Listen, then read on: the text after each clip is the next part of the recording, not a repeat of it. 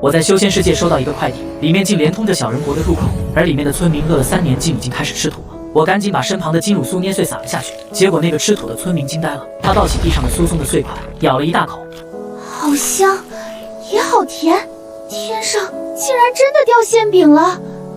清欢，云清瑶迫不及待，开始抱起地上的粮食飞奔回家，只因家里性格急躁的妹妹正准备为了减轻家里负担上吊自尽。云清瑶回到家，急忙阻止已经在房梁上挂起白绫的妹妹。清欢，天上掉粮食了，我们不用被饿死了。云清瑶因为一时心急没控制好力道，导致妹妹云清欢直接跌坐在地上。云清欢一边揉了揉自己的屁股，一边将目光看向姐姐手中的粮食，不可置信地瞪大双眼。粮食，竟然真的是粮食！姐姐，你是从哪儿弄来的？云清瑶没有回答，只是一脸神秘地指向门外。妹妹云清欢立即起身跑向外面，完全不顾屁股上的疼痛。等到云清欢看见天上真的下起了粮食雨，立即用力掐了下胳膊，直到感受到真实的疼痛，这才意识到这不是在做梦。云清欢目不转睛地看向天空，竟意外看见一双骨节分明、拥有男性特征的巨大手掌。只见掉下来的珍贵粮食，皆是从他手中揉搓的碎渣形成。云清欢立即张嘴惊呼：“姐姐，你快看，天上有只男人的手，是神仙吗？你在说什么？什么手不手的？赶紧去捡粮食，一会儿就被抢没了！”云清欢看着上方如此明显的大手出现在眼前，不由抬手指向天空，一脸疑惑地发问：“就在那里，姐姐，你看不到吗？”云清瑶看着除了白云什么都没有的天空，立即抬手摸了摸妹妹的额头，声音担忧：“妹妹，你是不是饿糊涂了？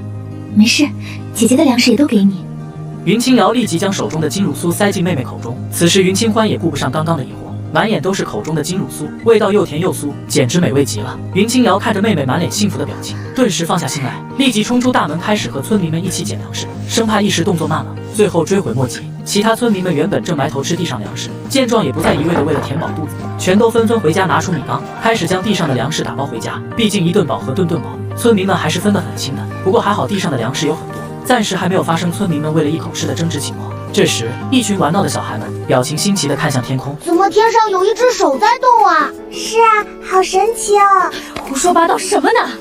还不赶紧过来帮忙！村民们无人相信孩子的话，认为他们不过是想借机偷懒玩耍的借口。孩子们迫于家长的威严，也都只好闭上了嘴，开始纷纷帮家长们将粮食运送回家。不过片刻，村民们全都在家忙碌着如何储存刚刚捡到的粮食。此时每个人脸上不再是绝望的表情。见状，我紧皱眉头，没想到小小一块的金乳酥，平时就连充饥都算不上的食物，如今竟然能够成为全村人好几天的口粮。纸箱里的村民们拿出只够填饱肚子的粮食，然后将剩下的粮食全都运送到地窖里储存，甚至有些村民将糕点熬成了稀食，只为了能够吃得更久一点。我看见这一幕，心中不由感慨，小人国的村民们竟然生活得这么艰难。我眼神瞥向盘子中剩下4块的金乳酥，突然有些惭愧。平时这些甜食我连看都不看，可现在却是小人们的救命稻草。本想着继续将剩下的金乳酥全部揉捏成小块丢下去，结果看着小人们已经开始起灶烧火，便瞬间放弃了这个想法。毕竟以后来日方长，总有机会投喂小人们，我还是先帮助小人们把生存环境优化一下。也不知道这个地方已经多久没下过雨，地里的庄稼竟然已经变得干枯，本来肥沃的泥土都成了硬巴巴的土地。但我身边目前并没有找到水源，我看了看，还是决定先将系统快递来的纸箱子找个地方安置。此地人来人往，要是被人发现就不好了。我本是穿进一本修仙世界里的恶毒反派，系统说了，只要我成功把主角们虐待到黑化，就可以成功获得巨额奖励回到现实世界。谁料我听到后竟然直接倒在床上，果断放弃任务。只因我从小就是孤儿，每天为了讨生活，起得比鸡早，睡得比牛晚。对比我的现实生活，这里简直舒服1万倍。我要选择回去，那才是傻子呢。系统见状十分气愤，却又拿我没办法，最后竟然直接快递给我一个小人国，发出最后指令，如果我照顾不好小人国，将会受到系统最严重的惩罚。没办法，我只好点头同意。不过我现在的身份可是玉女宗的宗主，想要养活一个小人国还不在话下。我抱着纸箱走进偌大的宗主卧室，这期间我观察过纸箱里的情况，即便我走在十分颠簸的狮子路，纸箱里的小人们也丝毫察觉不到异常。我放下纸箱后转身离开，按照原身的记忆开始施展法术。没一会儿，我就预见来到了不远处的青云峰，这里是玉女宗最大的一座山峰，也是原身4个徒弟的栖息之所。没错，这4个徒弟就是系统曾经说要虐待的对象，只要他们能忍受恶毒反派惊人的折磨，往后定会发出巨大的潜力，成为人上人。不过我可没有虐待人的癖好。我朝着青山峰的厨房走去，此时正端着4菜一汤的4徒弟阮清芷，一时没注意撞上我，还好我身手敏捷，成功稳住了餐盒，但饭菜的汤汁还是不可避免地染上我的衣襟。师傅，对不起，我不是故意的，我求求你不要打我。我看着明明应该阳光明媚的少女，此时正畏畏缩缩地跪下道歉，原因竟然只是弄脏了宗主的衣裳，随即摇了摇头，不由叹了口气，原身还真是造孽啊，连这么可怜的少女都下得去手。我伸手想将她扶起，没事，以后见到我不用这么害怕。说完，阮清芷的神色更加惶恐，我能明显感觉到我碰到她的一瞬间，阮清芷的身体止不住的颤抖。她根本不相信我说的话，最后我无奈放弃了扶起阮清芷的想法。看来元神的信誉度在4个徒弟面前低得可怜，也不知道元神究竟怎么虐待他们了。这是给谁的餐食？这么丰富？师傅，这是你的餐食，有点简陋，你别嫌弃。闻言我嘴角一抽，这餐食还叫简陋，真是不敢想象元神平时过的都是什么奢靡生活。为师不过是逗你玩的。看着阮清芷有些疑惑的眼神，我急忙转移话题。对了，这些食物我也吃不了，正好我最近刚养了一些小蜘蛛，你帮我这2道菜剁碎，喂我新养的宠物吧。我抬手指向餐盘里的鸡肉和糖醋里脊，阮清芷虽然满脸疑惑，但还是按照我的话乖乖照做，生怕我一个心情不好就开始打人。我拿出腰间的一枚玉佩，这是一个有空间异能的法器，空间里面的修仙资源不多，但这都怪系统这个坑货，不仅原身记忆没有完全接受，就连小说里天才地宝的地点都被彻底模糊。目前我只知道一些原身基础的身份信息，其他的一概不知。如果不是每个徒弟性格分明，我可能还会发生认错人这种丢尽颜面的蠢事。但空间法器在修仙世界早已经烂大街，它唯一的好处就是不用怕食物变质，无论什么时候拿出来，食物都是热气腾腾。我挥一挥手，下一秒水缸里的水瞬间消失不见，转头又看见新鲜的蔬菜摆放在一旁，顿时指挥阮清芷顺带着把蔬菜一块切了。毕竟第一次给小人国准备食物，总不好太过寒酸。我手捏着下巴思考，我还应该准备点什么呢？我将厨房的所有食材扫视一遍，最后视线锁定在木盆里活蹦乱跳的鱼身上。对了，小人们饿了这么久，身体的营养一定跟不上了，我再给他们做一条清蒸鱼，补充一下高蛋白。说着，我撸起袖子，兴致冲冲走向灶台，拿起菜刀就要开始杀鱼，却没想到一旁的阮清芷看到后惶恐不已，认为这是我想折磨他们的新招数。师傅，我错了，你饶了我吧！这要是被其他人看到你在杀鱼，我就惨了。见状，我只好放下菜刀，一脸无奈。好，我不煮了还不行吗？你赶紧起来，别动不动就下跪。虽然我觉得这不是什么大事，不过看在阮清芷这么害怕的情况下，还是不要过多违反原生人设。阮清芷拿起我旁边的菜刀，接替了我原本杀鱼的工作。但阮清芷的神色闪过一丝疑惑。师傅，这是怎么了？怎么感觉这么反常？难道他已经开始换招式折磨我们了？不行，晚上得赶紧找大师姐商量商量。很快，阮清芷将所有食材都准备完毕，甚至还细心地将食物分装进不同的餐盒里。要不都说女孩子心思细腻，要是我可能根本想不到这一层。我露出满意的微笑，临走前还将厨房里的水果和牛奶一起打包带走。等我回到卧室时，竟然发现小人国的纸箱子竟然大了1倍不止，纸箱下还凭空出现了一张小人国的投喂须知。我抽出纸张查看，只见上面写着小人国已经大旱3年，村民们早已饿得枯瘦如柴，建议宿主首次投喂尽量选择清淡一些的饮食，禁止油腻辛辣。我顿时一拍脑门，我竟然差点忘了这事，还好系统提醒我了，看来暂时不能投喂肉类了。我将写着投喂须知的纸张翻过来，背面竟然是整个小人国的地形图，上面还写了升级规则，每投放1000斤粮食即可解锁一个新地图，目前进度1/6。突然，系统的提示音响起，检测到小人国的升级规则，现已经将宿主房间与小人国紧密连接，无论纸箱扩大多少倍，房间内的空间也会无限变大，直到足以容纳整个小人国。但房间的整体外观与平常无异。闻言我挑了挑眉，没想到系统还算有点人性。本来我还在苦恼升级之后如何掩人耳目呢，这下彻底解决了。我动作迅速的开始从空间里拿出一只空碗，随后我挥一挥手，瞬间原本的空碗里装满了水。我看着纸箱子里面早已干裂的地面，立即拿出汤匙舀水盛满，开始浇在村民们赖以生存的稻田里，有时还会因为舀得太满将水洒在其他地方。这时村民们正准备挑水浇地，但众人的脸上却都是愁云密布，只因大旱3年后已经有无数村民被饿死，或者为了寻找食物被凶猛的野兽咬死。但尽管如此，村民们还是没有放弃稻田，毕竟这已经是他们唯一的口粮了。云清瑶刚准备拎起水桶开始浇地。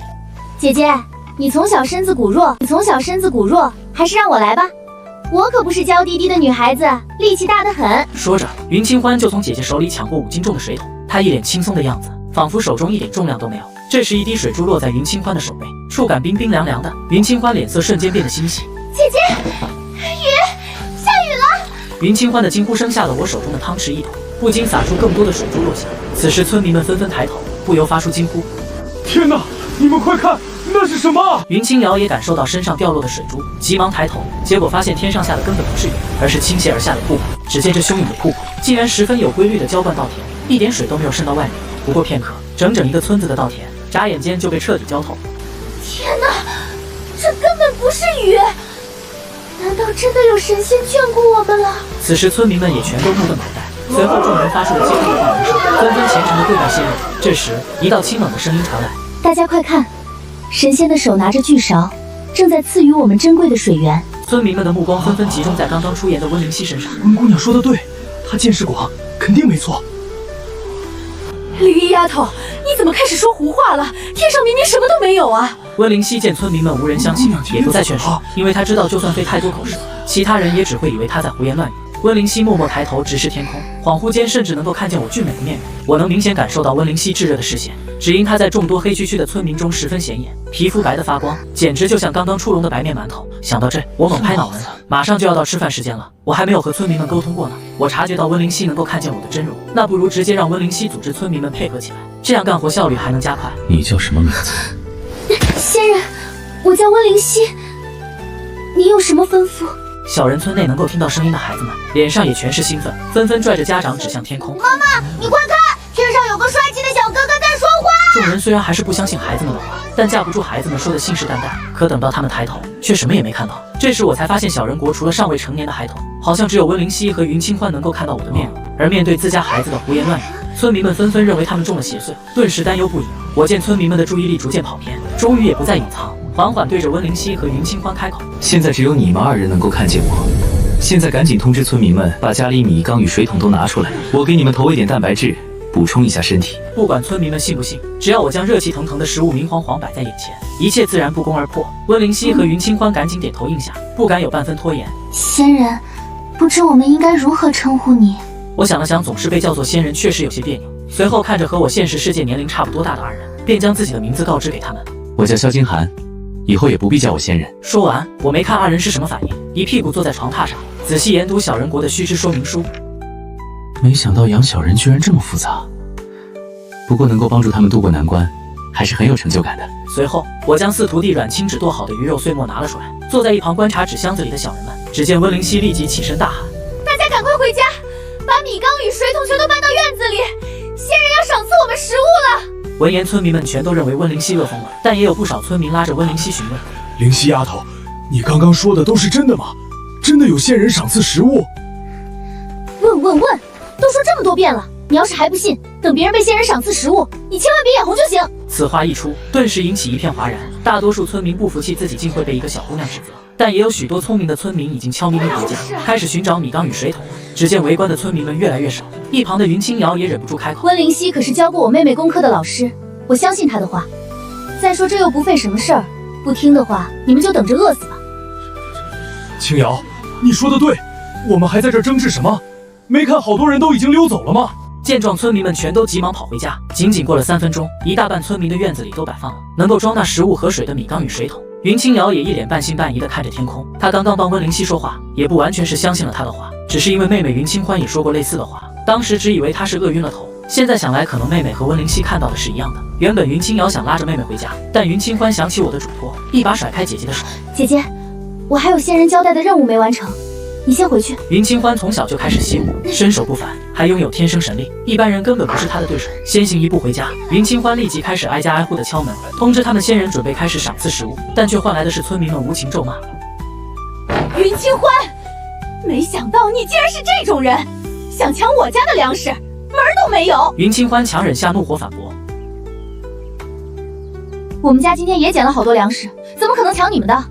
但不管云清欢怎么解释，女人都不听。终于，暴躁的云清欢在按耐不住偏心，一脚将女人家的大门踹开。云清欢的天生神力也瞬间派上了用场，立即震慑住了女人。但云清欢只是要求女人将家里空闲的水缸搬到院子里。女人见状不敢再做反抗，乖乖按照云清欢的话照做。一切完成后，云清欢转身离开。其他没开门的村民们听见动静，还没等云清欢继续暴力拆解，他们就已经打开自家大门，那速度简直快得可怕。等来到最后一户人家时，云清欢刚刚将大门踹开。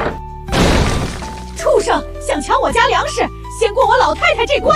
云清欢此时早已习惯，一脸淡定地躲过老妇人的木棍，然后手脚麻利地将老妇人家里的大缸放在院子里，头也不回地离开。云清欢做完这一切，老妇人瞬间懵逼。不是，就这？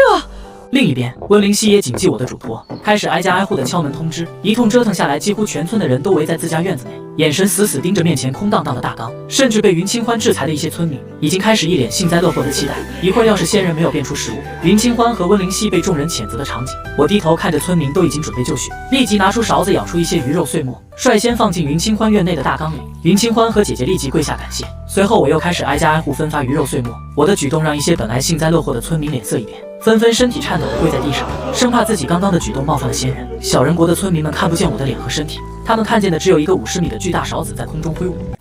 仙人，真的是仙人！仙人大发慈悲，赏赐粮食了，我们有救了！随后此起彼伏地响起“仙人万岁”的声音。没过一会儿，每家每户的大缸里都盛满了香喷喷的鱼肉碎末。村民看着面前的食物，纷纷忍不住咽口水。其中一个村民一脸虔诚地抬头：“仙人，我们什么时候可以用餐？”大家饿了就吃，不用拘束。温灵溪将我的话传达给了村民。下一秒，村民们就开始了狼吞虎咽进食。见状，我微微皱眉，看向云清欢和温灵溪二人，缓缓开口：“云清欢，温灵溪，村民们已经很长时间没有填饱肚子了，你们叮嘱下去，让他们慢慢吃就好。以后你们的每顿饭，我都会按时按点的投喂。”温灵溪传达完我的话后，村民们全都眼含热泪，纷纷跪拜：“感谢仙人，要是没有仙人的恩赐，我们全家要饿死了。”说着，那个村民就要磕头，我赶紧让云清欢阻止村民的举动。这只不过是我力所能及的事而已，你们也不用行如此大礼。仙人，这怎么行？你可是救我们的救命恩人。我看着温灵溪不容拒绝的神情，只好点头同意了。毕竟村子已经大旱3年，突然有天降食物不求回报的事情，所有人都会觉得惶恐。村民们经过我的叮嘱后，不再狼吞虎咽，全都开始细嚼慢咽品尝食物本身的味道。我能看见每个村民脸上享受的神情。果然，对于村民们来说，能够每餐一顿，已经是非常幸福的一件事。云清瑶推着坐在自制轮椅上的奶奶从房间出来，见状，云清欢立即跑过去，将手中盛好的鱼肉碎末递给奶奶。奶奶，你饿了吧？快吃吧，这里还有很多。奶奶自从瘫痪后就一直待在房间里，对于刚刚发生的一切毫不知情。只见她一脸不可置信，端着手中的碗，鱼肉的香气扑面而来。这是鱼肉。说完，只见奶奶的神情一变，拿起拐杖对着妹妹云清欢就是一棍。这么珍贵的东西，你是从哪儿来的？是不是偷的？奶奶，不是偷的，是仙人赏赐的。但奶奶听后神色更是愤怒。撒谎是吧？要是真的有仙人，之前怎么不出现？云清欢闻言赶紧捂住奶奶的嘴。仙人，对不起，我奶奶不是有意的。但云清欢下意识觉得仙人并不会因为这件事怪罪，只因云清欢在我的眼中看见的不是怜悯，而是尊重。果不其然，我摆了摆手，根本不在意。无妨。说完，我给众人的大缸里灌满了清水后就离开了。小人国的村民们也终于吃了有史以来最满足的一餐。填饱肚子的村民们纷纷集中在空地中央，开始商量谁做村中的领头人。因为这些年不少人都被饿死，村中早已群龙无首。此时众人让最有学问又可以看见仙人的温灵溪带领大家。温灵溪却抬手指向台下的云清欢：“清欢妹妹也能够看待仙人，我希望她可以和我一起做这个领头人。清欢妹妹的武力高强，有她一起，我们一定能够让咱们村子变得更好。”其他村民都没有任何意见，但云清欢却一脸惶恐，支支吾吾地开口：“灵溪姐姐，你这么有学问，完全可以独自带领村民。我连学堂都没有上过，要是给你拖了后腿就不好了。”温灵溪拉着云清欢上台，眼神温柔地看着她：“怎么会呢？如今只有我们2个能够看到仙人的真容。我相信这一切不可能是巧合。再说了，你可是村里武力最强的，谁能说你拖后腿？你是我见过最厉害的女孩。”云清欢顿时感动得眼含泪眶，这还是第一次有人说她是女孩，而不是脾气暴躁的男人婆了。以后我负责规划村中事务，你就负责组织村民执行，我们齐心协力，争取将仙人的嘱托完美完成。云清欢用力地点了点头。很快温灵溪就宣布了新的村规，只听见温灵溪掷地有声的声音传遍村民们的耳中：“我相信大家也看到，感谢大家将刚刚仙人赐下的清水了。以后我们每个人都要每天洗澡，还要将自家的衣服、被褥都拿出来洗一遍。”有不理解的村民发出疑问：“我们不应该先为仙人一座雕塑吗？为什么要天天洗澡啊？而且水源这么珍贵，这也太浪费了。”这时，云清欢瞬间明白了温灵溪的意思，反驳这名村民：“仙人的雕塑当然要建，只不过你们看看自己身上已经多少天没洗澡了，浑身都散发着臭味儿。你们这样，难道不是对仙人的亵渎吗？”村民们纷纷看向自己破烂不堪的衣服，全都是一脸惭愧。紧接着，温灵溪宣布了第2条村规：“今天仙人挨家挨户地分发食物，实在是太辛苦了。我们应该在这里建造一个个能容纳食物的巨大容器。这样仙人赐下食物就更方便了。不对，我们应该再建造一个巨型水缸，毕竟食物需要和水源分开放置，然后再连接一根水管放到稻田上，这样大家就不用再辛苦去河边打水了。清欢妹妹，我说完了，你还有什么要补充的吗？云清欢手捏着下巴想了想，之前仙人说她的名字叫做萧金寒，不如以后我们村子就以仙人的名字命名吧。但要起什么名字好呢？温灵犀也觉得这个主意非常好，毕竟他们不知道仙人会眷顾村子到何时，但要是将村子和仙人名字相关联，一定能够博得仙人的欢心。温灵犀立即思索符合仙人身份的名字。清欢妹妹，你这个主意太棒了！既然仙人的名字里带着寒字，又赐下清水解决了村子里的大旱，那不如就叫寒水村吧。寒水村，真好听。随后温灵犀指挥村民们纷纷忙碌起来，我一只手托着下巴，默默地观看小人们刚刚所有的规划。没想到小人们行动这么快，甚至还用我的名字起了新村民。对于小人国新制定的村规，我并没有多加参与，只是一脸兴致勃勃地看着他们自由发挥。突然我轻轻向前探去，身影瞬间出现在了小人国上空，无数孩童发出兴奋的声音。但其他村民抬头看去，还是什么都看不到，不由纷纷感到失落。明明就连还没成年的孩童都能看见仙人，为什么自己却什么都看不到？村民们脸上失落的神情十分明显，只因对于村民们来说，我只是一个看不见、不知道为什么眷顾村子的仙人，这感觉既幸运又忐忑。面对这个情况，我选择直接用行动证明。随即我吩咐村民们让开一块空地。云清欢闻言即刻疏散村民，不到1分钟，村子中间的一块空地被让了出来。只见下一秒，一个巨大的瓷碗从天而降，瞬间地面出现一个深坑，将瓷碗牢牢禁锢。随后就是一条奶白色的液体流下，将瓷碗装满，空气中还散发着牛奶的醇香。此时，早已被香味勾起馋虫的村民们纷纷上前，其中一个男人甚至因为太过激动，竟然被地面上的石头绊倒，直直栽进牛奶里，实实在在的泡了个奶浴。村民们看见这一幕，全都吓得不敢说话，只有云清欢跑上前想要去救那名莽撞的男人。可还没等云清欢跑到面前，只见我的2根手指轻轻一捏男人的衣角，就瞬间将他解救出来。这时获救的男人早已吓得浑身发抖，不管自己刚刚才死里逃生，就跪下请罪。仙人，刚刚都是我的错，求求您千万不要生气。其他村民见状也都纷纷跪下恳求，希望仙人不要降罪于他们。不过我却连一句话都没听进去，眼神看向已经变成咖色的牛奶，不由嘴角一抽。这颜色怎么这么像一杯拿铁啊？算了，太脏了，还是再换成新的吧。说着，我直接将装着牛奶的瓷碗拿走，只留下能证明牛奶存在过的深坑。村民们见状，每个人都神色惊恐，认为这个行为惹怒了仙人，仙人要收回恩赐，不再眷顾村子了。而这件事罪魁祸首的男人更是一脸绝望，仿佛已经想象到被其他村民谴责、无家可归、惨死野外的凄凉场景。小人国内愈演愈烈吵闹的声音，瞬间引起了我的注意。我这才意识到刚刚的行为引发了村民的误会，立即解释原因。大家不要慌，我没有离开，只不过这个牛奶已经脏了，没法喝。我再给你们换一碗新的而已。闻言，温灵犀急忙将我的话传达给村民们，顿时激烈的吵闹声消失，取而代之的是村民脸上后怕的神色。村民们不由看向天空，他们没想到仙人的脾气居然这么好，这样他都不生气。村民们感叹：仙人心地善良，您愿意屈尊降临我们这个小村子，已经是我们天大的福分了。牛奶脏了算什么？只要是仙人给的，我都能义不容辞的喝掉。温灵犀的目光看向村民们，大家现在就回家洗澡，不要害怕浪费水，但一定要将自己洗得干干净净，让仙人看着舒心。话音刚落，村民们全都不再停留，纷纷回家洗澡。只因刚刚不过是牛奶被脏水玷污，仙人就直接将一整碗全部倒掉，这说明仙人眼中是见不得一点污渍的。突然，一个村民指着温灵犀和云清欢2人惊呼：“村民七，我知道了，仙人喜爱干净，所以才只有温灵犀和云清欢能够看见仙人。”此话一出，村民们的视线纷纷看向台上的2人。温灵犀尽管是落魄千金，但无论是模样还是穿着打扮，无一不透露着精致。而云清欢虽然是从小在村子里长大的，却因为是家里唯一的女娃，备受疼爱，根本没有一点乡野人的影子。一旁牵着孩子的村民疑惑地挠挠头：“不对呀，我家孩子每天都玩得脏兮兮的，为什么也能看见仙人？”温灵犀为了解决村民们这个疑惑，立即询问众人：“你们都有谁能够看见仙人？通通来我这登记。”说完，不少村民带着自家孩子排队登记。最后，温灵犀低头拿着手里的名单一看，发现除了他和云清欢以外，剩下的只有10岁以下的孩童能够看见仙人。温灵犀想不明白原因，村民们也都是一头雾水。这时，云清瑶推着坐着轮椅的奶奶走出来。之所以这些人能够看到仙人，一定是别有深意的。10岁以下的孩童心思最是纯洁，而灵犀丫头虽然只是一介女流，但却是咱们村最有文化的。之前被云清欢制裁的村民一脸不服气地指向他。那云清欢呢？他连学堂都没上过，凭什么也能看见仙人？闻言，云清欢刚要对着他发脾气，奶奶却伸手拦住了云清欢，然后一脸骄傲地开口：“那当然是我孙女，不仅从小习武，还拥有天生神力。我敢说，咱们村最强壮的男人都打不过我孙女。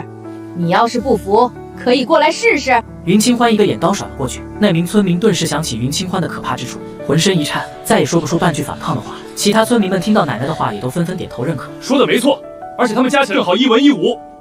虽然整个村子都被2个女流之辈管辖，但却无人发出疑问。毕竟如今已经是大旱的第3年，权势早已形同虚设，只有够填饱肚子才是最重要的。我坐在卧室的椅子上，观察着小人国的一切。虽然不知道这些人能够看到我的机制是什么，可能真是如奶奶说的一样，但这一切原由系统一定能够知道。但我并不在意这些，无论如何，只要不影响我养小人就行。我将重新装满牛奶的瓷碗放回大坑里，村民们也都在温灵溪有条不紊的指挥下，一个个排着队领取。温灵溪抬头虔诚地看向我，仙人，我们想给你建造一座神像，日日祭拜，你看如何？我摆了摆手拒绝。温灵溪的神情瞬间变得慌张。仙人要是不喜欢神像，我们还可以在村口立一座无尘碑，刻着仙人名号，每日清扫，永保仙人洁净无染。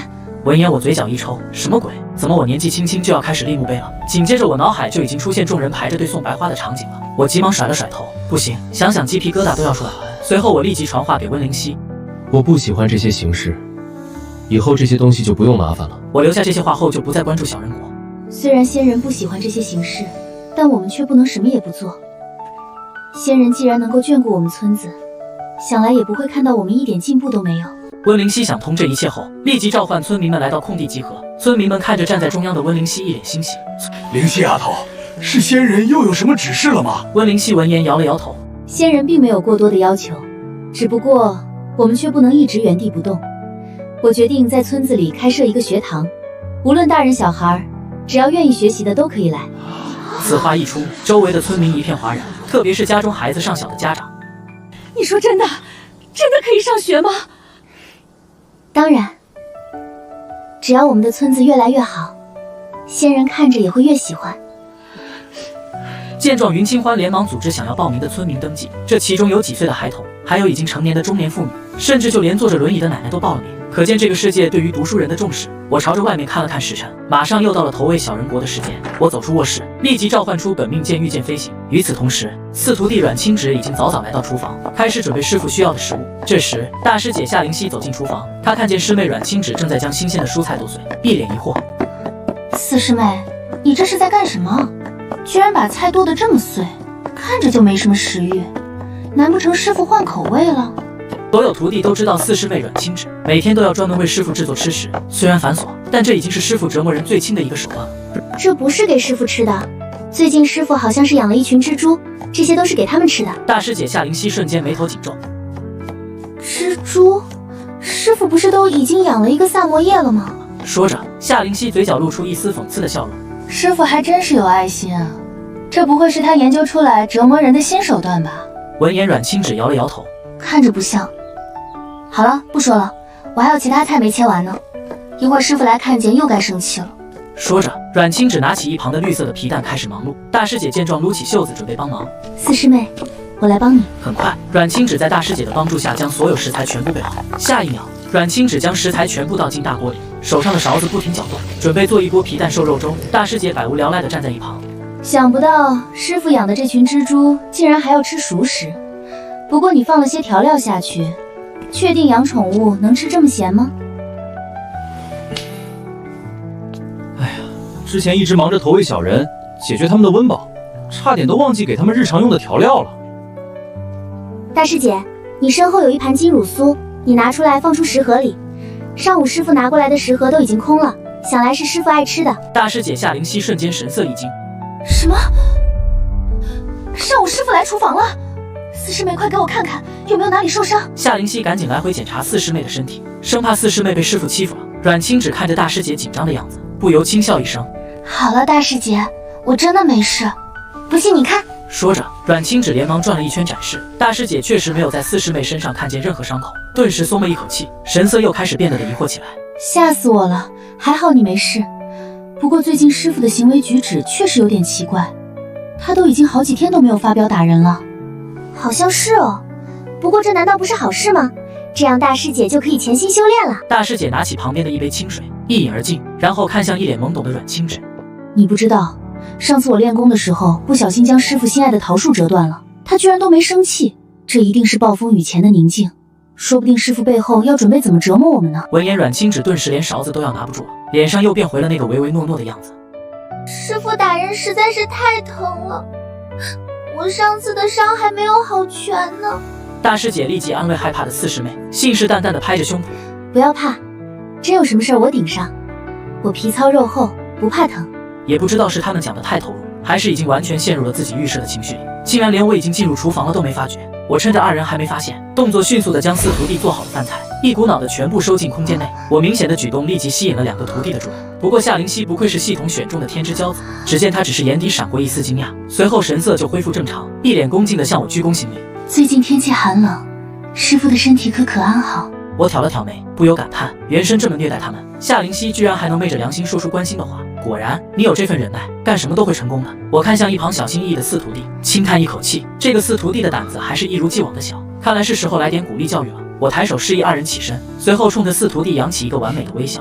阮清芷，你最近做的不错，正好我还缺点调味料，你一样都帮我装一点。阮清芷看见师傅那副阴森森的假笑，顿时感觉后颈冒出一股凉意，起身时差点没站稳。大师姐见状，急忙抬手扶住阮清芷的胳膊，随后冲着四师妹点了点头。阮清芷察觉到大师姐的鼓励后，心里也没有那么害怕了。阮清芷走到装着调料的货架旁，开始一个个将它们分装开来。此时我就在身后注视着四徒弟的动作。胆小的阮清芷感受着身后炙热的目光，更是压力倍增。等到她将所有调料都装完放进食盒时，身上早已被冷汗浸湿。我看见阮清芷这么辛苦的干活，当然也并不是完全没有奖励。我拿出一个空间戒指扔给阮清芷，这里面有些疗伤丹药，你服下不出几天，你身上的伤就能好了。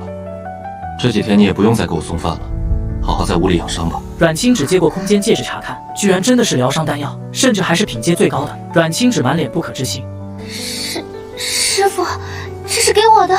我点了点头，眼神却看向灶台已经快要熬好的皮蛋瘦肉粥。此时阮清芷也不顾内心的震惊，十分有眼力见的将锅里的粥装好递给我。这期间我也没有闲着，挥一挥手，瞬间将角落里的大米和面粉收进空间内。毕竟如今给小人国的食物目前都是熟食，要是哪天我有重要的事情没有及时投喂，有了这些大米和白面，小人们也不至于饿肚子。我看外面即将落山的太阳，缓缓开口：晚饭时间要到了。说完，我带着准备好的食盒离开，只剩下2个徒弟面面相觑，一头雾水。我坐在纸箱旁，一脸兴致勃勃地观察着小人们的生活。只见村民们的神色不再是愁云惨淡，而是全部换上了洋溢着幸福的微笑。每家每户生机勃勃，妇人们围在小河边洗衣服，青壮年的男人们都在农田里辛勤地劳作着，甚至一处狭小的院落里还能听见孩子们整齐的读书声。这再也不是我之前看到一副毫无生气的村庄，如今每个人的脸上都透着对未来生活的期待。这时，一个小孩子看见我的脸出现在上空，一脸兴奋地蹦蹦跳跳。仙人哥哥又出现了！此话一出，寒水村的全体村民全都整整齐齐来到了中央的空地上。下一秒，村民们纷纷跪下虔诚跪拜，然后整齐的声音传来：请仙人赐下食物。我看着村民如此卑微的请求，心里很不是滋味，立即抬手示意村民们起身。大家不用这样，我也不喜欢被人一直跪拜。寒水村能听见我声音的孩子们第一时间站了起来，传达我的话：仙人哥哥不喜欢咱们跪拜，大家快起来吧！村民们不敢懈怠仙人的话，纷纷起身。只有温灵溪一脸愧疚，认为自己办砸了事。我察觉到温灵溪明显低落的情绪，并没有直接安慰。村子里的学堂是你提议重建的吗？温灵溪没有料到我会直接和他对话，神色愣了一下，随即急忙点头。我向温灵溪投去认可的目光。你做的不错，这对以后村子的未来很有帮助。灵溪，通知下去，马上就要开饭了。闻言，温灵溪原本失落的神情瞬间消失，取而代之的反而是被人认可的狂喜。然后立即和云清欢一起组着村民们开始排队。云清欢也并没有因为温灵溪获得我的夸奖嫉妒他，反而一心扑在管理村民的纪律上。不到片刻，寒水村的村民们都已经各自拿着小碗，准备排队领饭了。我看着这个场面，不由感觉有些滑稽。这些村民仿佛像现实世界里幼儿园里的小朋友一样，而我就是为他们打饭的老师。片刻后，从空间里拿出四徒弟准备好的皮蛋瘦肉粥，直接放置在寒水村的空地上。这碗皮蛋瘦肉粥中的大米本是玉女宗为了强身健体的仙米，就连修仙界的人吃了都有明显的效果。要是寒水村的村民们吃了这些仙米，相信身体绝对能够强壮好几倍。这时，村民们闻着瓷碗里散发的香味，不由惊呼：那是粥吗？为什么闻起来这么香啊？是啊，而且那碗粥里面的每一粒米，简直比我的手掌都要大。村民们全都迫不及待地排队，恨不得下一秒就将美食吞进腹中。村民们在云清欢的组织下，很快每个人的碗里都盛满了粥，村民们的脸上都充盈着激动的神情，但却无人在狼吞虎咽，只因村民们脑海里都谨记着仙人的告诫。但村民们不知道为什么感觉自己越吃越饿，就连没成年的孩子们都一连气吃了2碗饭。云清欢本身因为从小习武，饭量就与常人不同，但如今竟然都已经吃了4碗饭了，居然还没有感觉吃饱。身体也不再像之前那样沉重。周围村民此起彼伏的声音也不断响起，但无不在说身体上的变化。云清欢眼看马上就要见底的皮蛋瘦肉粥，抬起头鼓起勇气，小心翼翼地询问：“仙人，还有吗？”我笑了笑，点头。大家放心吃，我这里有的是，管你们吃饱。仙人说让大家放心吃，不够还有。不少村民都过来讨要下一碗。一顿饱餐过后，所有村民都大着肚子倒在地上，动弹不得。这时，我将已经空了的瓷碗收起，又放了一些餐后小水果过去。大家可以先行领回去，等到饿了之后再吃即可，要不然放帐在外面落灰就没法吃了。村民们双眼一亮，水果这两词对于他们来说早已经久远，没想到如今不仅能够吃饱饭，竟然还可以吃到这么新鲜的水果。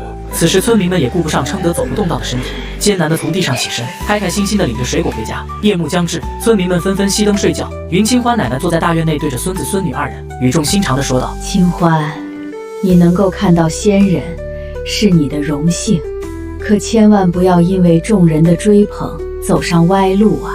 云清欢一把握住了奶奶的手，神色认真地保证：“放心吧，奶奶，我不会的。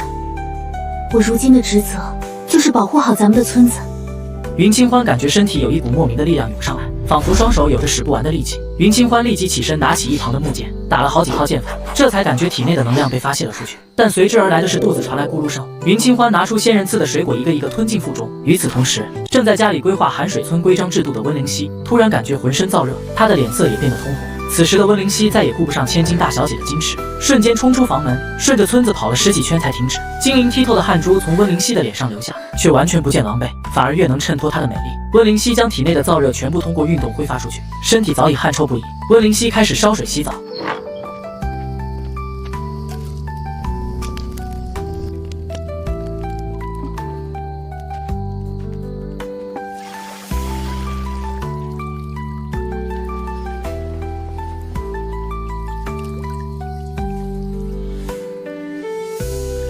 一番折腾下来，天色已经渐渐亮起。温灵溪不由一脸沉思地看向天空。我的身体究竟怎么回事？怎么体力突然变得这么强悍？我知道了，明明之前吃了仙人赐的金乳酥和牛奶都没有任何异常，那一定是这碗粥里的大米蕴含着强身健体的能量。说完，温灵溪的肚子也感觉到了饥饿，转身拿出之前捡到的金乳酥填饱肚子。我观察到温灵溪和云清欢二人的异常后，一脸了然。果然，仙米的威力还是这么强悍，看来这个决定是对的。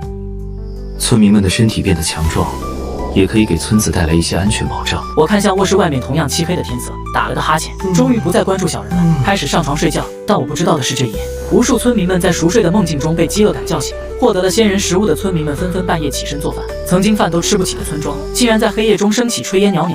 有些舍不得浪费粮食的村民们，只能以水充饥。等到夜色散去，我准时起床投喂小人们，竟意外发现村民们已经早早集合在一起，甚至还在空地中摆满了桌椅板凳。我能明显的看到其中几个村民神情焦躁，一副迫不及待的样子。这感觉好像回到了我第一次见他们的时候。我不禁抬头看了看时辰，我也没起晚啊，怎么感觉他们又像是饿了好几天的样子？难不成这都是因为昨晚那碗鲜米？都怪我，竟然忘了这茬。说完，我赶紧拿出空间内早已准备好的食物，大手一挥，全部放置在寒水村的空地中央。毕竟早上还是不宜吃的太过油腻，按照系统给的投喂须知，准备了小米粥、奶香馒头和下饭神器的辣白菜。村民们见状，期待着的眼神瞬间一亮，纷纷拿起碗筷，有条不紊地排着队，每个人脸上都透露着对食物的渴望。下一秒，3个装满食物的瓷碗被一扫而空，甚至碗底都看不见一点残羹碎渣，简直干净的可以反光。看来昨晚的鲜米威力不小，小人们都饿坏了。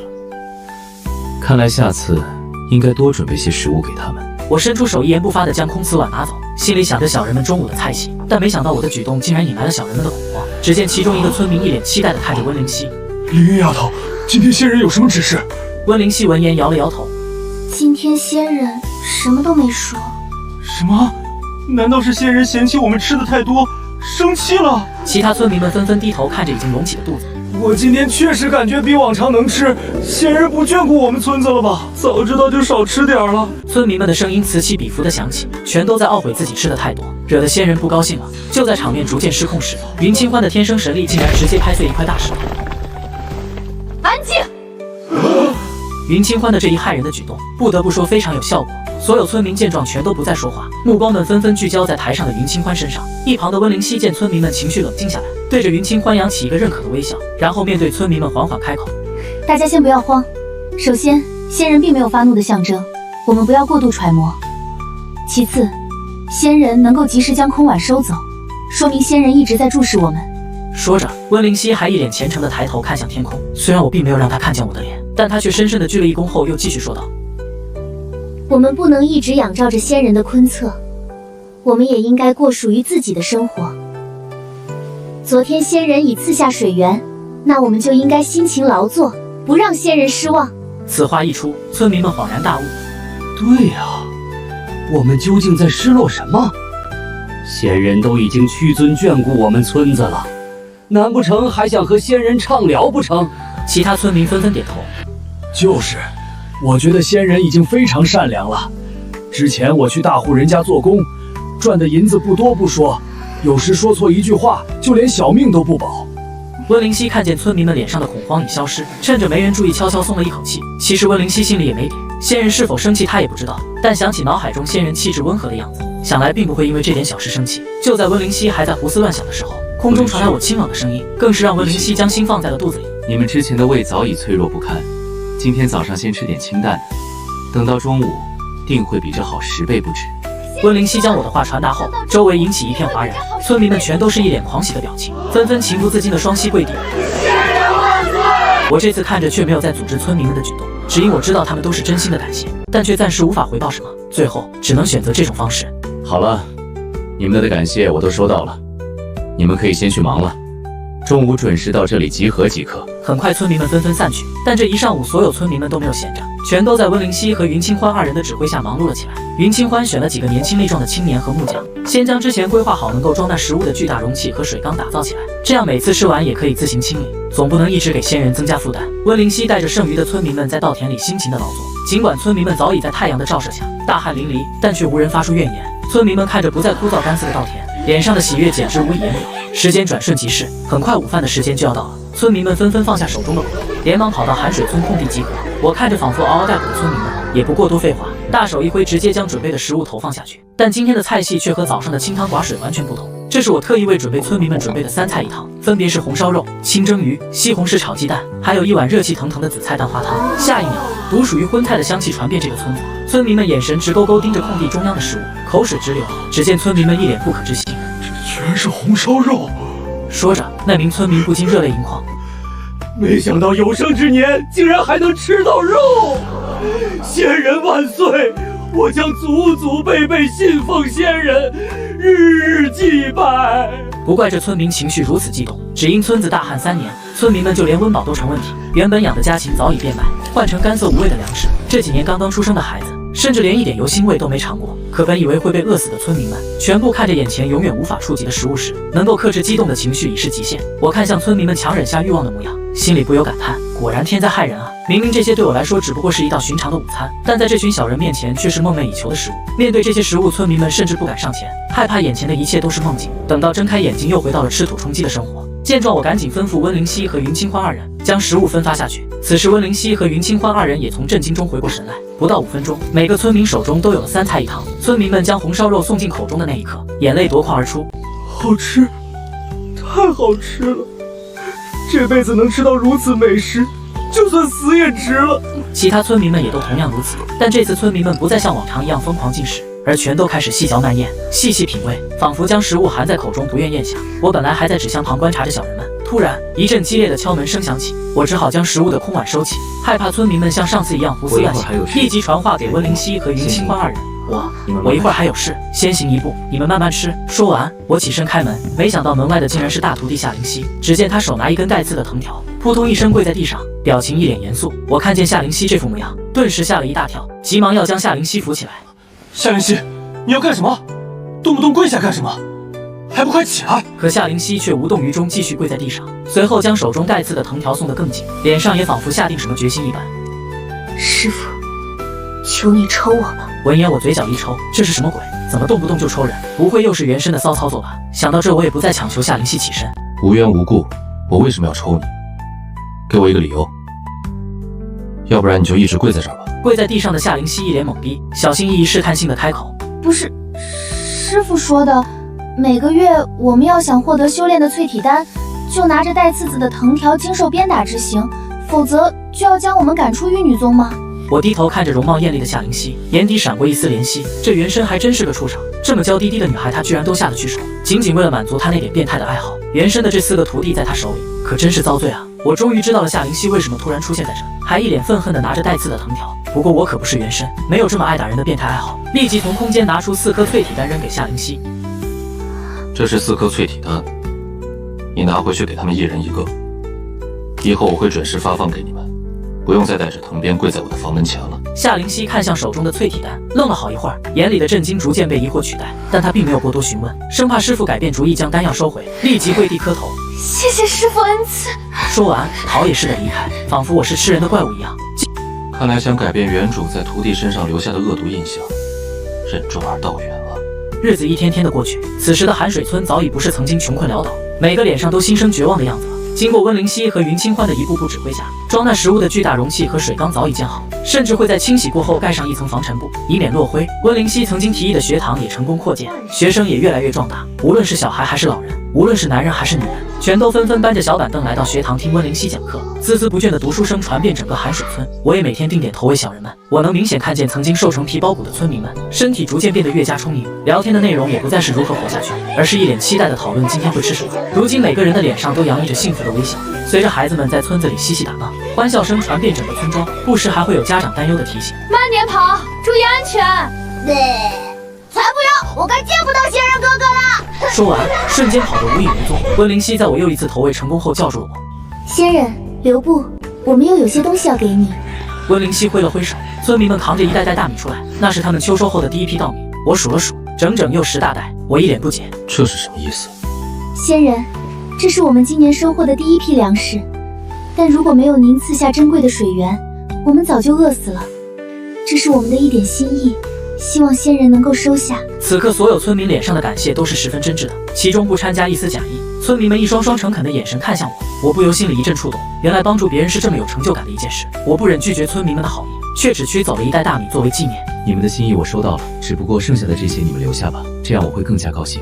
温灵溪将我的话传达下去，虽然我并没有全部收下这些大米，但村民们却没有丝毫失落，反而都一脸激动，只因我对于他们本就是遥不可及的存在，能够互相有一些交互就已经值得歌颂。甚至村民们为了庆祝这个日子，准备在晚上举行篝火仪式。这时大徒弟又一次在我房前敲门，但这次还没等他开口，便十分痛快地将淬体丹给他。这1个月里，我从未打骂过4个徒弟，也不曾刻意刁难。可能是夏灵溪察觉到了我的改变，这次并没有像逼瘟神一样躲着我，反而临走时露出一抹微笑。谢谢师傅的丹药。近日天气寒冷，师傅虽贵为宗主，也要注意好身体。说完，夏灵溪转身离开。我看着大徒弟离去的背影，虽然夏灵溪这次的话和上次差不多，但我却知道这次他的话是真心的。我的眼睛看向远处逐渐变暗的天色，耳朵听着身后小人国准备篝火仪式的忙碌声，不由翘起嘴角。我知道这才是我梦寐以求的生活，不再是忙碌了一天却空无一人的出租房，而是留在这个有牵挂、有温暖的世界，守护着小人国的一切。这时，消失已久的系统突然出现。恭喜宿主成功投喂1000斤粮食，现已解锁石头村地图，望宿主继续努力，救助更多小人们摆脱困境。我看向纸箱中另一个破败不堪的村庄，我忽然会心一笑，眼底重新燃起坚定的光。看来这趟旅程还远远没有结束，居然这么快又来活了。